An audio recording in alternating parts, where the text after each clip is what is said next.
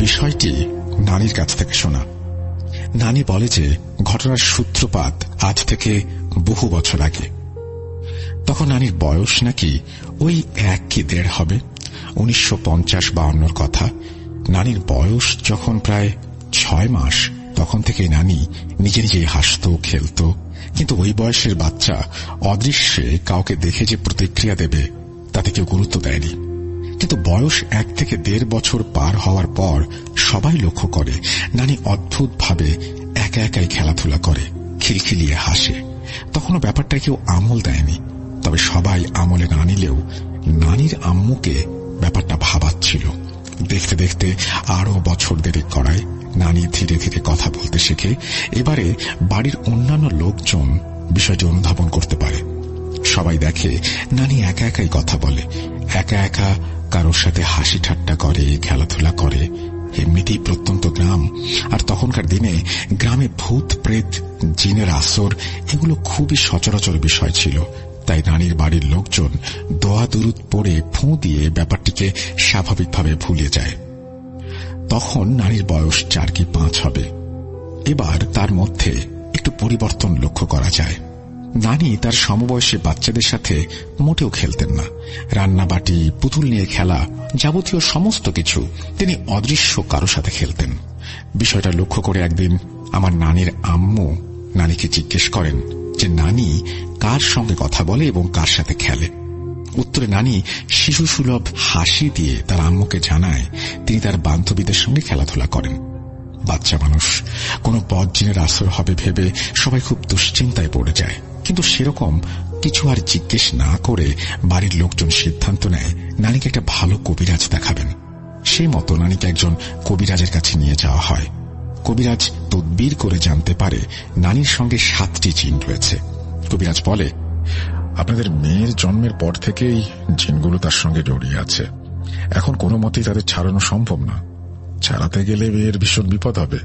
হয়তো বিয়ের পর তারা আপনার মেয়েকে ছেড়ে গেলেও যেতে পারে, তবে তারা কোনো ক্ষতি করবে না। উল্টে আপনারা নিশ্চিন্ত থাকুন, জিনগুলো থাকা অবস্থায় কোনো বিপদ আপনার মেয়ের ওপরে আসবে না। সমস্ত বিষয় শুনে সবাই একটু চিন্তিত হয়ে বাড়ি ফেরে। পরবর্তীতে আরো অন্যান্য কবিরাজ হুজুরের কাছে গেলেও সবাই একই কথা বলে।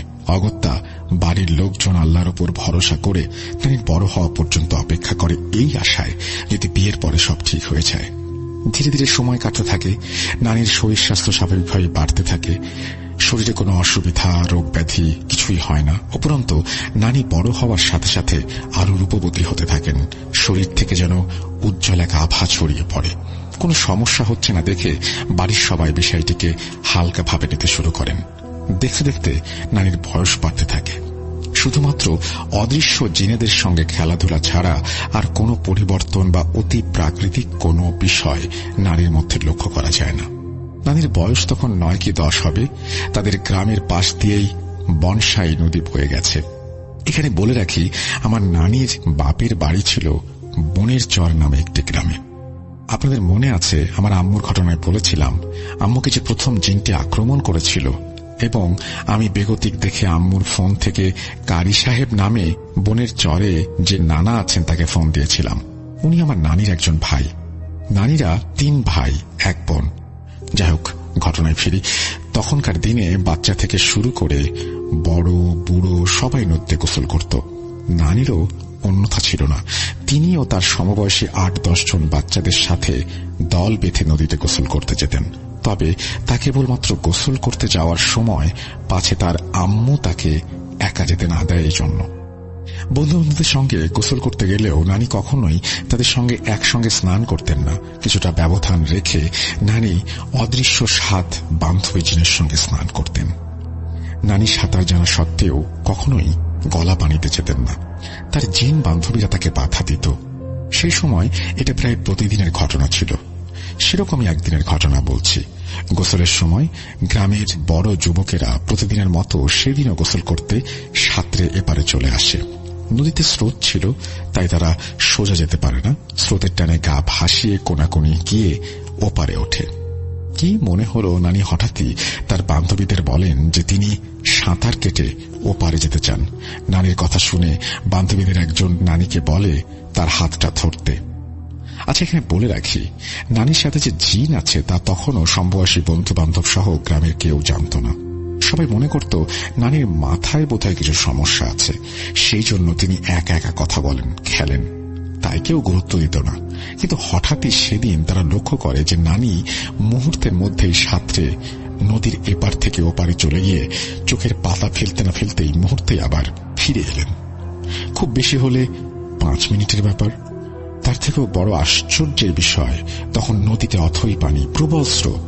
কি করে একটা মানুষ সোজা অপর প্রান্তে যেতে পারে, যেখানে বাকি বড় যুবকেরা গা ভাসিয়ে কোনাকুনি গিয়ে ওপারে উঠছে? ঘাটে উপস্থিত বাকি ছেলে মেয়েরা আতঙ্কে চিৎকার করে ওঠে। কি করে সম্ভব? কি করে 9-10 বছরের একটি বাচ্চা মেয়ে এত প্রবল স্রোতের মধ্যে সাঁতরে নদীর ওপারে গিয়ে আবার ফিরে আসতে পারে? সবাই ভূত ভূত বলে পড়ি কি বড়ি করে যে যার মতো যেদিকে পারে ছুটতে শুরু করে। এরপর থেকে গ্রামে জানাজানি হয়ে যায় যে নানির সাথে জিন আছে।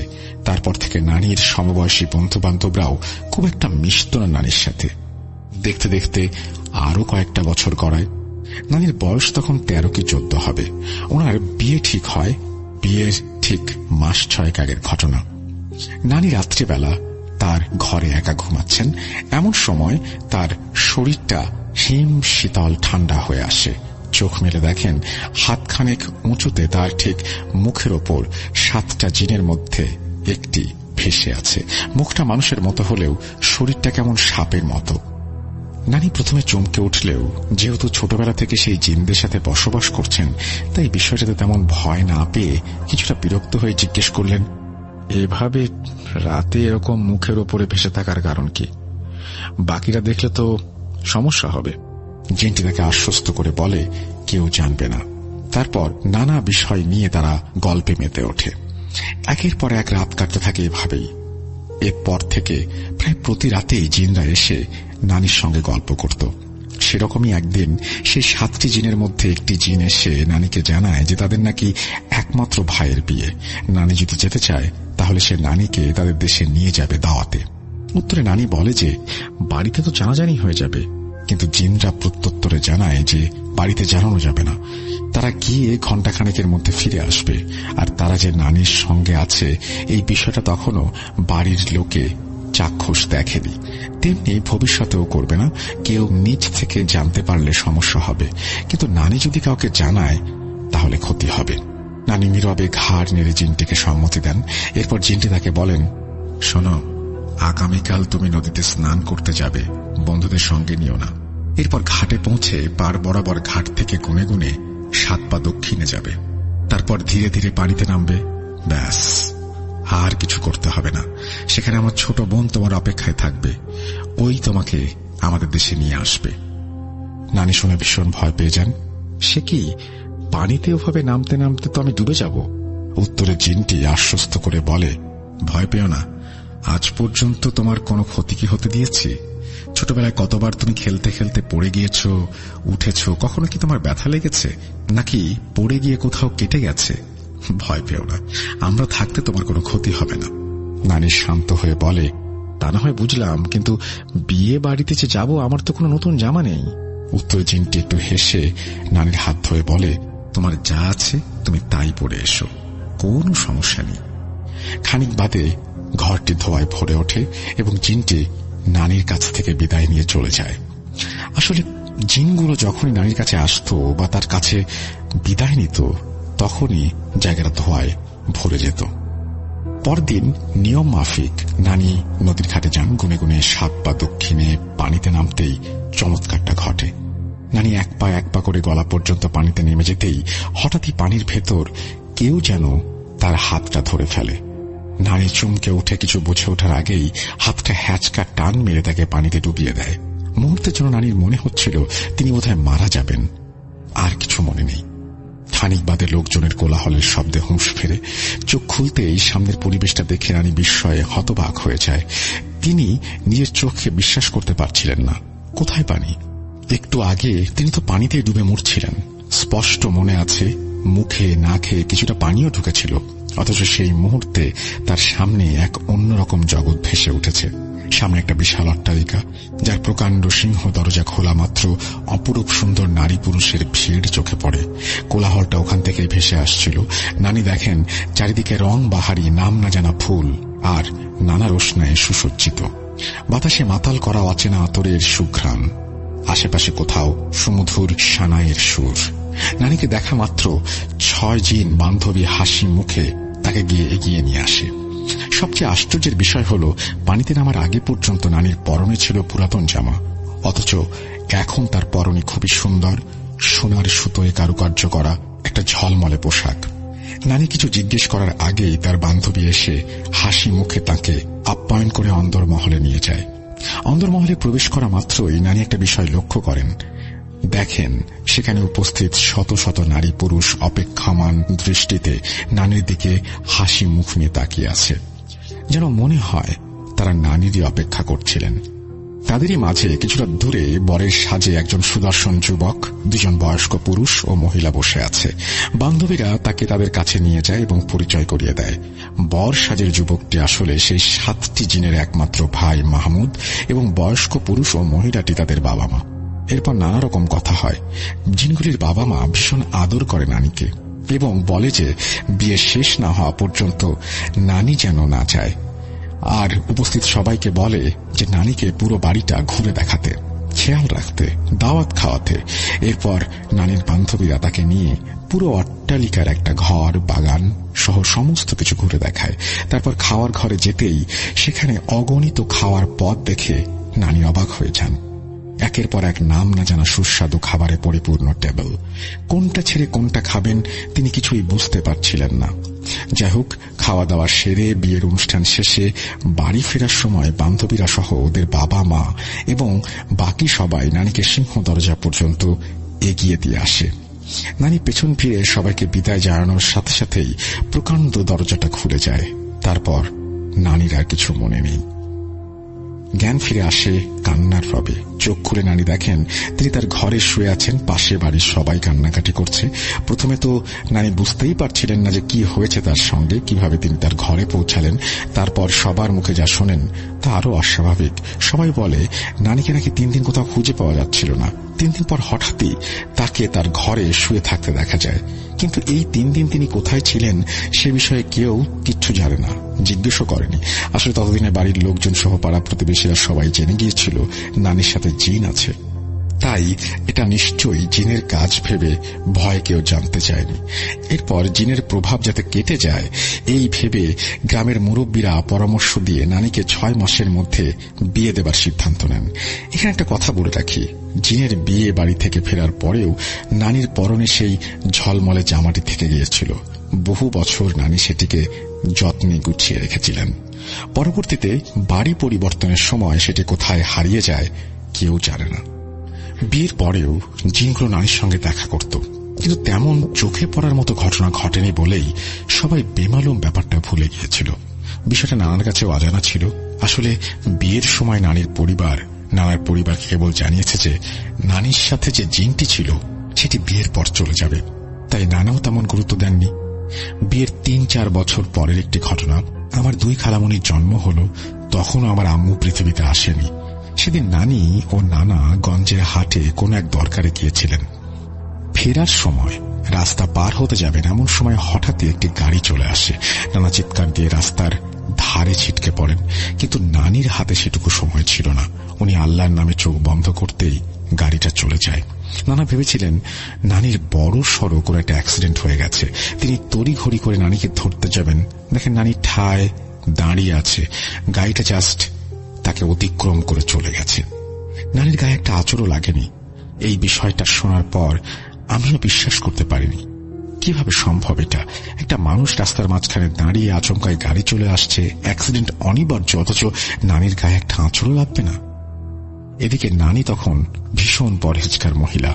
উনি ছোটবেলা থেকেই ওই 7টি জিনের আদেশ অনুযায়ী 5 ওয়াক্ত নামাজ আদায় করতেন, নিয়ম নিষ্ঠার সাথে সৎ পথে চলতেন। তাই উনি যে বানিয়ে বানিয়ে মিথ্যা বলবেন সেটা অবিশ্বাস্য। আর নানাও প্রত্যক্ষদর্শী। যদিও উনি এখন আর বেঁচে নেই, আল্লাহ তাকে বেহেশত নসিব করুক। আমি আর নানিকে সে বিষয়ে কিছু জিজ্ঞেস করিনি। যাই হোক, ঘটনায় ফিরি। নানার চোখের সামনে পুরো বিষয়টি ঘটায় তিনি বেশ চিন্তায় পড়ে যান। নানিকে তখন আর কিছু জিজ্ঞেস না করে চুপচাপ বাসায় ফিরে আসেন। মনের মধ্যে ওনার একটাই চিন্তা ঘুরপাক খাচ্ছিল, তবে কি নানিকে জিনটি ছেড়ে যাবে না? পরবর্তীতে নানা জিন সম্পর্কে বিষয়টা জানতে পারেন এবং নানির সাথে যে একবারে 7টা জিন আছে তা শুনে দুশ্চিন্তায় পড়ে যান। তিনি এটা ভালোভাবে নেননি। তারপর থেকে নানা নানিকে বহু কবিরাজ হুজুর দেখাতে শুরু করেন। বিভিন্ন কবিরাজ হুজুরের কাছে গেলেও সবাই বিফল হয় জিনগুলোকে সরাতে। তারা নানাকে জানায় জিনগুলো ছোটবেলা থেকে নানির সঙ্গে আছে, তাকে সব রকম বিপদ থেকে সাহায্য করেছে, তাদের কোন রকমে সরানো যাবে না। ধীরে ধীরে বছর গড়তে থাকে। একে একে আমার আম্মু মামা জন্মগ্রহণ করে। এখানে একটা প্রসঙ্গ তো আমি একটু বলে রাখি, যারা তখন আমার মামার সাথেও ঘটায় 7টি জিন রিলেটেড একটি ঘটনা ছোট করে শেয়ার করেছে। ঘটনা মামার মুখেই শুনেছি। আমার মামা একজন মেকানিক। খুব অল্প বয়স থেকেই তিনি এই বিষয়ে পারদর্শী ছিলেন। কয়েক বছর আগে তিনি স্ট্রোক করে মারা যান। কিছুদিন আগে তিনি স্ট্রোক করার কারণে আর মেকানিকের কাজ করেন না। যাই হোক, ওনার বয়স তখন ওই 17 কি 18 হবে। উনি যে ঢাকায় ওনার এক পরিচিত বড় ভাইয়ের গ্যারেজে কাজে যেতেন, মাইনা করিও নেহাত কম ছিল না। মামা গ্রাম থেকে প্রতিদিন কাজে যেতেন এবং কাজ শেষে সন্ধ্যায় বাড়ি ফিরে আসতেন। কালামপুর বাজারে নেমে ভ্যান বা রিকশায় করে ওনাকে বাড়ি ফিরতে হতো। আমার নানার বাড়ি পথেরাং গ্রামে। কালামপুর বাজার থেকে ওই 4-5 কিলোমিটারের কাঁচা পথ। সেদিন কাজ শেষ হতে না হতেই কিছুটা দেরি হয়ে যায়। বাসে করে কালামপুর বাজার পর্যন্ত রাত 8:15 মতো বেজে যায়। তখনকার দিনে সন্ধ্যা 6টার মধ্যেই বাজার ফাঁকা হতে শুরু করত, আর রাত 8টা মানে তো অনেক রাত। বাজার প্রায় জনমানব শূন্য। কয়েকটা দোকান শুধু খোলা আছে, তারাও বন্ধ করতে তৎপর হয়ে উঠেছে। রিক্সা স্ট্যান্ডও ফাঁকা। অগত্যা কি আর করা যাবে, মামার বাড়ির উদ্দেশ্যে হাঁটতে শুরু করলেন তিনি। জ্যোৎস্না রাত, বালুমাটির কাঁচা রাস্তা, চিকচিক করছে বালি। মামা মোটামুটি ঠিকঠাক করে এগিয়ে যাচ্ছিলেন। পথের সামনে ভালুম গ্রাম পড়ে। প্রায় 1-1.5 কিলোমিটার যাওয়ার পর ভালুম গ্রামের কবরস্থানের কাছে পৌঁছাতেই মামা দেখেন সেখানে আন্দাজ 10 থেকে 20 হাত দূরে একটি লোক ভেড়ার পাল নিয়ে পুরো রাস্তা ব্লক করে রেখেছে। পোশাক আশাক ঠাহর করে মামা ডাক দিলেন, কে? আব্বাস নাকি? কোনো উত্তর আসে না। লোকটি চুপচাপ হাঁটছিল। আসলে আব্বাস চাচা মনে করার কারণ, তখন পথেরাং সহ অন্য এলাকায় আব্বাস নামে একজন ব্যক্তি কেবল ভেড়া পালত। তাই মামা ভেবেছিলেন লোকটি বোধহয় আব্বাস। বর্তমান বয়স 70-এর ওপরে হলেও সেই ব্যক্তি নাকি আজও পথেরাঙে ভেড়া পালন করে জীবিকা নির্বাহ করেন। যাই হোক, মামার ডাকে সাড়া না দিয়ে লোকটি চুপচাপ এগিয়ে যাচ্ছিল। মামা কিছুটা জোরে হাঁটার চেষ্টা করলেন, কিন্তু যখনই তিনি পাশ কাটিয়ে যাবেন ঠিক সেই সময় ভেড়াগুলো তার সামনে চলে এসে রাস্তা অবরোধ করে দাঁড়ায়। মানে মামা ডান পাশ দিয়ে যেতে চাইলে ভেড়াগুলো ডান পাশে সরে আসে, বাম পাশ দিয়ে যেতে চাইলে ভেড়াগুলো সেদিকেই সরে যায়। মামা তখন কোনো মতে ভেড়াগুলোকে পাশ কাটিয়ে যেতে পারছিলেন না। কি একটা মুসিবতে পড়া গেল।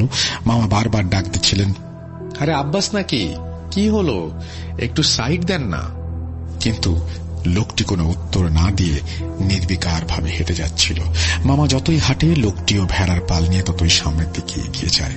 তিনি কোনো মতেই তার নাগাল পাচ্ছিলেন না। এভাবে কয়েক মিনিট হাঁটার পর মামা হঠাৎই পেছনে একটি অপরিচিত কণ্ঠস্বর শুনতে পান। এখানে বলে রাখা ভালো, আমার মামার নাম আনোয়ার হোসেন।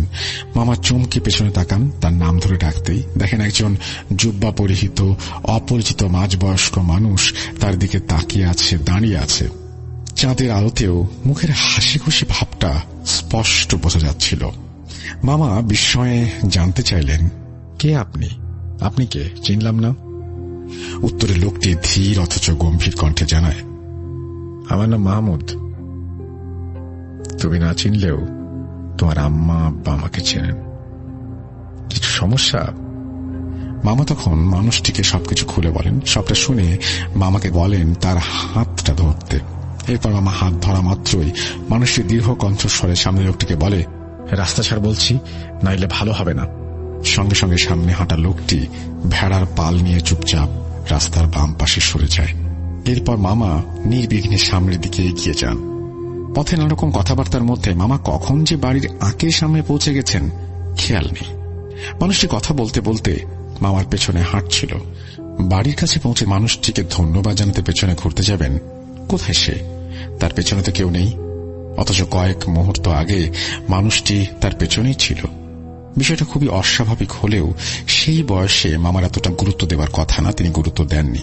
উনি ভেবেছিলেন হয়তো বাড়ির কাছে পৌঁছে দেখবেন যে মানুষটি চুপচাপ চলে গেছে। বাড়িতে ঢুকতেই দেখেন নানা ভীষণ চিন্তায় দাঁড়িয়ে আছেন উঠোনে।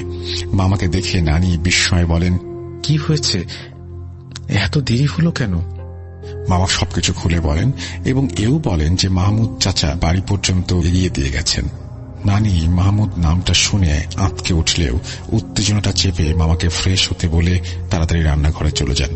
পরবর্তীতে সেই ঘটনার পর নানি মামাকে বিষয়টা জানান। ততদিনে মামা সহ বাড়ির সেই 7টি জিনের সম্পর্কে সবাই জেনে গেছে। আসলে যে মাহমুদ নামে মানুষটি মামাকে এগিয়ে দিয়ে গিয়েছিল সেটি যে কোনো মানুষ নয়, সেই 7টি জিনের একজন ভাই, তার বলে দিতে হবে না আশা করি। ছোটবেলায় নানি যার বিয়ের দাওয়াত খেতে গিয়েছিলেন। যাই হোক, এতে গেল মামার সাথে ঘটা ঘটনা। এখন পুনরায় নারীর ঘটনায় ফিরে আসি। জিনগুলোকে নিয়ে কোন রকম সমস্যা হচ্ছে না দেখে নানাও ধীরে ধীরে হাল ছেড়ে দিয়েছিলেন। যদিও স্বাভাবিক জীবনে জিনদের উপস্থিতি তিনি কোনোভাবেই মেনে নিতে পারছিলেন না, তাই মাঝে মধ্যেই কোনো কবিরাজের সন্ধান পেতে চলে আসতেন। সালটা সম্ভবত 92 কি 93, সেরকম একবার বড় কবিরাজের সন্ধান পেয়ে নানিকে তার কাছে নিয়ে যান। কবিরাজ সমস্ত বিষয় শুনে নানিকে জিজ্ঞেস করেন জিনেদের কোনো চিহ্ন তার কাছে আছে কিনা। নানি তখন সূরা কালাম লেখা একটি রিয়ালার কথা বলেন। কবিরাজটির সঙ্গে সঙ্গে বলে সেগুলো নিয়ে আসতে। ওহো সরি, বলতে বেমালুম ভুলে গিয়েছিলাম, আগে সেই রিয়ালা সম্পর্কে বলে নেই, তারপরে কবিরাজকে রিয়ালাগুলো দেওয়ার পরে কি পরিণতি হয়েছিল সে সম্পর্কে বলবো। ছোটবেলা থেকে নানি জিনদের পরামর্শ অনুযায়ী নামাজ আদায় করতেন। নানিকে একটি বিশেষ ক্ষমতা প্রদান করা হয়েছিল। আশেপাশে ওনার পরিচিতদের মধ্যে কোনো বিপদ আপদ আসলে নানি তা আগে থেকেই বুঝতে পারতেন, টের পেতেন। কিন্তু জিনদের কঠোর মানা ছিল, নানি কাউকে বলতে পারবেন না। এমনকি যা ঘটতে চলেছে তা পরিবর্তন করার চেষ্টাও করবেন না, কারণ তারা বলেছিল ভাগ্যকে কখনো বদলানো যায় না। ছোটবেলার একটা ঘটনা। নানি তখন খুবই ছোট। ওনার দাদি মারা যাওয়ার 2 দিন আগে উনি জানতে পেরেছিলেন যে ওনার দাদি মারা যাবে। সবাইকে বললেও কিন্তু ছোট মানুষ বলে কথা কেউ বিশ্বাস করেনি। জিনগুলো এটা নিয়ে অনেক বকাঝকাও করেছিল নারীকে, এবং বড় না হওয়া পর্যন্ত যেন আর সেই ক্ষমতা ব্যবহার করতে না পারে তারা সেটা নিশ্চিত করে। তারপর থেকে নানি এই বিষয়টি আর কাউকে বলেননি। পরবর্তীতে বিয়ের পর নানি আবারও জিনদের কাছে আবদার করেন যে তিনি এবার এমন কিছু চান যা দিয়ে তিনি মানুষের রোগ ব্যাধি কষ্ট কিছুটা হলেও নিরাময় করতে পারবেন। জিনেরা নারীর কথায় রাজি হয় এবং স্বপ্ন দেখার ক্ষমতা তাকে ফিরিয়ে দেয়, এবং তারা 2টি সূরা খোদাই করে রিয়ালা দেয়, যার মাধ্যমে আল্লাহর নাম করে সূরা পড়ে পানি ভরে রোগীকে খাওয়ালে রোগীর ছোটখাটো রোগ সেরে যাবে। তবে বিনিময়ে নানি কিন্তু কারো কাছ থেকে একটা পয়সাও নিতে পারবে না। নানি জিনদের সমস্ত শর্ত মেনে নিয়ে রাজি হন। কিছুদিন পর একদিন সকালে নানা ঘরের ভেতর টিনের চালার কাছে কাঠের তাকে কিছু খুঁজতে গিয়ে 2টো সোনা খোদাই করা সুন্দর রিয়ালা দেখতে পান। সেগুলি নামিয়ে এনে নানিকে দেখাতেই তিনি তড়িঘড়ি করে নানার হাত থেকে নিয়ে বলেন তার কয়েকদিন আগে এনেছেন তিনি। নানির অদ্ভুত আচরণে নানা কিছুটা অবাক হলেও আর কিছু বলেননি। এরপর থেকে নানি আশেপাশের প্রতিবেশী সহ সমস্ত আত্মীয় স্বজনের ছোটখাটো অসুখ রিয়ালার পানির মাধ্যমে সারিয়ে ফেলতেন, নির্ণয় করতেন। এরই মাঝে একটা ঘটনা ঘটে যায় যার ফলে জিনগুলো নানির উপরে ভীষণ রেগে যায়। একদিন নানি স্বপ্নে গ্রামের এক পরিচিত মহিলাকে মরে যেতে দেখেন। মহিলাকে নানি বাঁচাবেন সেই মতো পরদিন উনি তার বাড়িতে যান এবং সবকিছু খুলে বলেন, এবং এও বলেন যে মহিলাটির উপর নাকি কালো জাদু করা হয়েছে। ততদিনে আশেপাশের গ্রামের মানুষ নানির ক্ষমতা সম্পর্কে অবগত হয়ে গেছেন। তারা নানিকে বিশ্বাস করে এবং তার কথা মতো দ্রুত একটি কবিরাজের কাছে মহিলাটিকে নিয়ে যাওয়া হয়। কবিরাজ মহিলাটিকে দেখে বলে যে আর কিছু করার নেই, কালো জাদুর পরিণতি একেবারে শেষ পর্যায়ে, মহিলাটিকে আর কোনোভাবেই বাঁচানো সম্ভব নয়। কবিরাজের কথায় সবাই হতাশ হয়ে বাড়ি ফিরে আসে এবং সত্যি সত্যি 2 দিন পরে মহিলাটি মারা যায়। নানি খুবই অসহায় বোধ করছিলেন। ক্ষমতা থাকা কি ভালো, তিনি মনে প্রাণে চেয়েছিলেন মহিলাটিকে বাঁচাতে, অথচ তিনি পারেননি। এদিকে জিন সম্পর্কে নানার অসহায়তা দেখে সত্যি বলতে নানিও তখন মনে প্রাণে চাইছিলেন জিনগুলো থেকে রেহাই পেতে। তাই সেদিন কবিরাজের কথা মতো তিনি ওই রিয়ালাগুলো এনে কবিরাজকে দেন এবং সেখান থেকেই সমাপ্তির শুরু। আসলে কবিরাজের মতলব ছিল জিনগুলোকে বশে এনে তার নিকৃষ্ট কাজ সিদ্ধ করা, এবং নানি তাকে রিয়ালাগুলো দেওয়ার ফলে তিনি সফল হন। কবিরাজকে রিয়ালা দেওয়ার 2 দিন পর মাহমুদ নামে জিনটি স্বপ্নে এসে নানিকে বলে যে কাজটি সে ঠিক করেনি। সেই ছোট থেকে তারা নানাভাবে তাকে সাহায্য করেছে, তার পরিণতি কি এই তার প্রতিদান? মাহমুদ আরো বলে, আমরা তোমার আজ পর্যন্ত কোনো ক্ষতি করিনি। আমার বোনেরা তোমাকে বারবার বারণ করেছিল এই রিয়ালাগুলো কাউকে না দিতে বা এই সম্পর্কে কাউকে না জানাতে। তোমারই অনুরোধে তারা রিয়ালা দুটো তোমাকে দিয়েছিল। আজ তুমি যা করেছ সেটা শুধু অন্যায় নয়, চরম অপরাধ। এর সাজা তোমাকে পেতেই হবে। আজ হোক, কাল হোক বা 10 বছর পরে হলেও একদিন না একদিন আমার বোনেরা সেই শয়তান কবিরাজের কাছ থেকে ছাড়া পাবেই। সেদিন তারাই তোমার বিচার করবে। এই বলে মাহমুদ চলে গেলে সঙ্গে সঙ্গে নানির ঘুম ভেঙে যায় এবং তিনি বুঝতে পারেন যে তিনি কত বড় ভুল করে ফেলেছেন। পরদিন আর দেরি না করে নানি সেই কবিরাজের ডেরায় যান রিয়ালাগুলো ফেরত আনতে, কিন্তু সেখানে পৌঁছে অবাক হয়ে যান। কোথায় কবিরাজ? সেখানে কবিরাজের কোনো পাত্তাই নেই। আশেপাশের স্থানীয় লোকদের কাছে জানতে পারেন কবিরাজ নাকি 2 দিন আগে রাতারাতি তল্পিতল্পা গুটিয়ে এলাকা ছেড়ে চলে গেছে। তারপর থেকে নানি দিনের পর দিন জায়গাটায় গিয়ে কবিরাজের খোঁজ করার চেষ্টা করেছেন, কিন্তু কোনো সন্ধান পাননি। এরপর ধীরে ধীরে অনেকগুলো বছর গড়িয়ে যায়। নানির অনুশোচনার আগুন তখনও নিভু নিভু। ততদিনে সেই 7টি জিনের ব্যাপারে তিনি প্রায় ভুলেই গিয়েছেন। ঘর ভর্তি নাতি নাতনি তাদের নিয়ে দিন কাটাচ্ছেন। সালটা সম্ভবত 2007 কি 8-এর শেষ দিকে। আমার বয়স তখন 6 কি 7। একদিন নানি স্বপ্নে দেখেন ঘরের ভেতর প্রকাণ্ড একটি সাপ গর্ত থেকে বেরিয়ে ফোঁস ফোঁস করতে করতে তার মুখের ওপরে ঝুঁকে আসে। ফোঁস ফোঁস শব্দে ঘুম ভাঙতেই নানি আতঙ্কে চমকে যান। সাপটি কেমন যেন একটা শব্দ করছে, যে শব্দ থেকে বোঝাতে চেষ্টা করছে, মনে হচ্ছে কোন একটা স্মৃতি যেন স্মরণ করিয়ে দিচ্ছে। তারপরে তারা জানায় যে তারাই সেই জিন এবং সেই কবিরাজের কাছ থেকে তারা এখন মুক্তি পেয়েছে এবং এখন তারা ধোঁকা দেবার বদলা নেবে। শয়তান কবিরাজ মুক্ত হবার পর তারা মুক্ত হয়ে গেছে। এবার নানির সাজা ভোগ করার পালা। এই বলে নাকি সাপটা নানির ডান পা পেঁচিয়ে ধরে। নানি ভুল স্বীকার করে ক্ষমা চেয়ে কাকুতি মিনতি করলেও সাপটুপি চিনটি সেটা শোনে না। স্বপ্নের ভেতরেই সজোরে পায়ে কামড় বসায়। যন্ত্রণায় ছটফট করতে করতে নানির ঘুম ভেঙে যায়। ঘুম ভাঙার পরেও নানির পায়ের তীব্র যন্ত্রণা তিনি অনুভব করতে পারেন সেটি। তবে কি স্বপ্ন নয়, বাস্তব। নানি কিছুই বুঝতে পারেন না। শরীর ধীরে ধীরে অবশ হয়ে আসে।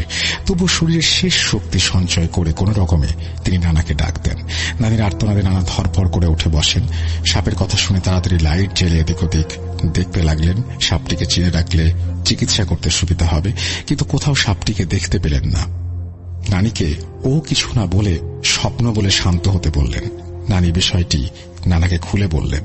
যেহেতু নানাও সেই 7টি জিনের বিষয়ে জানতেন, তাই তিনি বিষয়টির গুরুত্ব বুঝতে পারছিলেন। জিনেরা বন্দি দশা থেকে ফিরে এসেছে, মানে কিছু একটা ঘটবেই। এই সব ভাবতে ভাবতে নানার নজর পড়ে নানির ডান পায়ের দিকে। সাপের কামড়ে দাগ না থাকলেও শক্তভাবে পেঁচানো লাল দাগটা স্পষ্ট দেখা যাচ্ছিল। নানি সেখানে চেপে ধরে যন্ত্রণায় কাতরাচ্ছিলেন। নানা ঘরের মধ্যে 2টো গর্ত খুঁজে পান। ওনাদের নামাজ পড়ার চৌকি ও ধান চালের বস্তা রাখার বিড়ার নিচে। আন্দাজ করেন সাপটা বোধহয় গর্ত 2টোর ওখান থেকে বের হয়েছে। নানা ঠিক করেন জিন হোক বা অন্য কেউ, সে যদি সাপ হয়ে আসে তবে তিনি তার একটা শেষ দেখে ছাড়বেন। পরদিন সকালে নানা মামার সাথে মিলে মাছ ধরার ঝাঁকি জাল 2টি গর্তের সামনে পেতে দেন, যাতে সাপ যদি আসে সেখানে তার মধ্যে যেন পেঁচিয়ে যায়। নানির সাথে এরকম ঘটনা ঘটেছে শুনে সেদিন আমিও আম্মুর সাথে মামা বাড়িতে গিয়েছিলাম। সারাদিন সাপের দেখা না মিললেও রাতে সাপের ফোঁস শব্দে নানির ঘুম ভেঙে যায়। আমি আম্মু পাশের ঘরে ঘুমাচ্ছিলাম। নানির চিৎকার শুনে আমরা সবাই ধরফর করে উঠে নানির ঘরে যাই। সেদিন গিয়ে দেখি বিশাল আকারের কালো কুচকুচে সাপ বিড়ার কাছে জালের মধ্যে পেঁচিয়ে ছটফট করছে। নানি ভয়ে গুটিসুটি মেরে দাঁড়ান। নানা কি করবেন বুঝে উঠতে পারছিলেন না। এত বড় ফনাতোলা সাপ তিনি তার জীবনে এর আগে দেখেননি। কিছু বুঝে ওঠার আগেই মামা ঘর থেকে ছুটে বের হয়ে যান। মোটা লাঠি নিয়ে এসে সাপকে বাড়ি মারতে থাকেন। লাঠির আঘাতে সাপটি একটু বেঁকে পুনরায় ফোঁস করে ওঠে। সবাই আতঙ্কে কাঠ হয়ে দেখছিল। নানি চিৎকার করে মামাকে বারণ করেন, সাপটিকে না মারতে অনুরোধ করেন এবং তাদেরকে ছেড়ে দিতে বলেন। কিন্তু কে শোনে কার কথা? মামার মাথায় তখন খুন চেপেছে। উনি সাপটাকে একের পর এক বাড়ি মারতে থাকেন। আমার স্পষ্ট মনে আছে লাঠির শেষ আঘাতে সাপটির মাথা থেতলে যায়, লেজটা শেষবারের মতো নড়ে কেঁপে ওঠে, তারপর শান্ত হয়ে যায়। এরপর মামা ও নানা মিলে সাপটিকে বাড়ির পেছনে গিয়ে জাল শুদ্ধ পুড়িয়ে ফেলেন। তার ঠিক 2 দিন পর নানি আবারও স্বপ্নে দেখেন কেউ একজন বলছে যে, এটা তুই কি করলি? তুই জানতিস সাপ রূপে আমাদেরই একজন বোন ছোটবেলায় কতবার এই রূপে তোকে দেখা দিয়েছে। আমরা তোর উপরে রেগেছিলাম ঠিকই, তবুও তোর কোনো ক্ষতি করতাম না। কিন্তু তোর ছেলে এটা কি করলো? তোর ছেলে যা করেছে তার কোনো ক্ষমা নেই। তাকে শেষ করবই, তোর বংশকেও শেষ করে দেব। নানি বুঝতে পারছিলেন ভীষণ বড় একটা অপরাধ হয়ে গেছে। তিনি অনেক কাকুতি মিনতি করে ক্ষমা চান জিনটির কাছে এবং অনুরোধ করেন মামার যেন কিছু না হয়। এসব কিছু ভুলের গোড়ায় নানি নিজেই। তাই তিনি জিনটির কাছে অনুরোধ করেন যে মামার পরিবর্তে তারা যেন তাকে সাজা দেয়। এভাবে অনেকক্ষণ কথোপকথনের পর জিনটি রাজি হয় এবং বলে যে মরণ যন্ত্রণা পেয়ে তার একটি বোন মারা গেছে, নানি আমৃত্যু সেই মরণের যন্ত্রণা ভোগ করবেন। এরপর আগের মতো সে আবারও চলে যায় এবং আগের বারের মতোই এবার একটি সাপ নানির ডান পায়ে আষ্টে পৃষ্ঠে জড়িয়ে ধীরে ধীরে উপরে উঠতে থাকে। এইটা স্বপ্নে ঘটলেও নানি ব্যথায় প্রচন্ড চিৎকার করে ছটফট করতে থাকেন। নানির ছটফটানিতে নানা লাইট জেলে চমকে দেখেন সাপটাপ কিছুই নেই, অথচ নানি যন্ত্রণায় ছটফট করছেন, চিৎকার করছেন। নানা বুঝতে পারছিলেন নানির পায়ে কিছু একটা হচ্ছে, কিন্তু কি হচ্ছে সেটা তিনি বুঝতে পারছিলেন না। নানি চিৎকার করে পাগলের মতো শুধু একটা কথাই বলছিলেন, আমাকে মেরে ফেললো, সাপটা আমাকে মেরে ফেললো, সাপটা উপরে উঠে আসছে, আমার গলা পেঁচিয়ে ধরছে। নানা কি করবেন বুঝতে না পেরে নানির পায়ে সজোরে থাপ্পড় মারতে থাকেন। জোরে জোরে থাপ্পড়ের ফলে একটা সময়ের পর ধীরে ধীরে নানির পা অবশ হয়ে আসে। নানি জ্ঞান হারান। পরদিন নানির কাছে সমস্ত বিষয় শুনে, এমনকি আমৃত্যু অভিশাপের কথা শুনে নানা আতঙ্কে ঘাবড়ে যান। এরপর নানিকে নিয়ে যান কবিরাজের কাছে, কিন্তু কবিরাজ পুরো বিষয়টি শুনে কোনো সুরাহা করতে পারেননি। এইভাবে একের পর এক কবিরাজের কাছে গেলেও কোনো আশানুরূপ ফল পাওয়া যায় না। সবাই একই কথা বলে, মামা যে অন্যায় করেছে এবং নানি মামাকে বাঁচাতে গিয়ে যে সাজা নিজের মাথায় নিয়েছেন, সেই অভিশাপ নানিকে আমৃত্যু বরণ করে যেতে হবে। এরপর থেকে প্রতি বৃহস্পতিবার নানির পায়ে এইরকমই যন্ত্রণা শুরু হয়। অন্য কেউ দেখতে না পেলেও নানি নাকি অনুভব করেন অদৃশ্য একটি সাপ যেন ওনার ডান পায়ে আষ্টে পৃষ্ঠে জড়িয়ে ধীরে ধীরে ওপরে উঠতে থাকে এবং সেই সময় পায়ে প্রচন্ড যন্ত্রণা ওঠে। সহ্য করতে না পেরে তিনি জোরে জোরে চিৎকার করেন। তখন উপস্থিত সবাই সজোরে থাপ্পড় মারতে থাকে যাতে অদৃশ্যে সেই সাপটি কোমর পেরিয়ে গলা পর্যন্ত না পৌঁছায়। সবারই মনের মধ্যে একটাই আতঙ্ক, যদি সাপটি সেই যন্ত্রণাটি গলা পর্যন্ত টেনে নিয়ে আসতে পারে তাহলে নানির সেই দিনই হবে শেষ দিন। তাই ভয়ে ভয়ে সবাই এই কাজটি করে এবং সাপটিকে আটকে রাখে। একটা সময়ের পর ব্যথা শিথিল হয়ে যায়। সেই অভিশাপ নানি আজও বহন করে চলেছেন। গত বৃহস্পতিবার যন্ত্রণা ওঠার ভিডিও পাঠিয়ে দিলাম। এই বলে সাজ্জাদ থামে। একটা বিষয় বলতে ভুলে গেছি, সাজ্জাদ এই ঘটনা শেয়ার করার 3 দিন পর আবারও মেসেজ দিয়ে একটি অদ্ভুত বিষয় জানায়। জানি না এটা কাকতালীয় কিনা নাকি এর মধ্যে কোনো রহস্য আছে, সেটা শ্রোতা বন্ধু আপনারাই বিচার করবেন। সাজ্জাদ জানায় ঘটনা শেষ করার পরপরই 3 রাত সে একই স্বপ্ন দেখে বারবার। সে দেখে তার নানির মতো একইভাবে স্বপ্নে একটি সাপ তার কাছে আসছে এবং তাকে আষ্টে পৃষ্ঠে ধরে ধীরে ধীরে ওপরের দিকে উঠছে। প্রত্যেকবার কোমর পর্যন্ত ওঠার পর নাকি ওর ঘুম ভেঙে যায়। ওর নানির মতো ব্যথা অবশ্য ওঠেনি। জানি না এর মানে কি। এখন শ্রোতা বন্ধুদের মনে কোনো প্রশ্ন থাকলে আপনারা সরাসরি ফেসবুকে সাজ্জাদকে করতে পারেন। আজকের মতো বিদায় নিলাম।